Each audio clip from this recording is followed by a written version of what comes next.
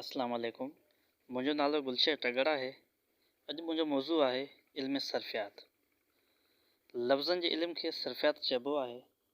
हीउ उहो इल्मु आहे जंहिं जी मदद सां कंहिं बि ॿोली जे लफ़्ज़नि ऐं लफ़्ज़नि जे जुज़नि जे जोड़जक सिटा ऐं गिरदाननि जी ख़बर पवंदी आहे।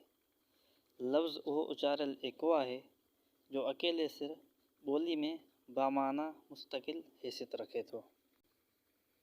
नंढे में नंढा मानादार जुज़ा जिन में लफ़्ज़नि जो छेद करे सघिजे उन्हनि खे सर्फ़िया चयो वेंदो आहे ऐं जंहिं तरीक़े सां सर्फ़िया कंहिं बि ज़बान में कमु कनि था उहो तरीक़ो सर्फ़ियात जो मवाद मुहैया करे थो। लफ़्ज़नि जे इल्म जो बुनियादी एको सर्फ़ियो आहे। का बि उहा ख़ुदि मुख्तियार सूरत जंहिंखे नंढे में नंढे मानादार जुज़े में टोड़े न सघिजे अहिड़ी सूरत खे व्याकरण में सर्फ़ियो चइबो आहे। सर्फ़ियात जी बुनियाद ते ई ॿोली जे व्याकरण जो सिरिश्तो अॾियल आहे। सर्फ़े जी सूरत में तब्दीली नथी अचे। जेकॾहिं उनखे टोड़ियो वेंदो त को बि बामाना लफ़्ज़ न ठहंदो।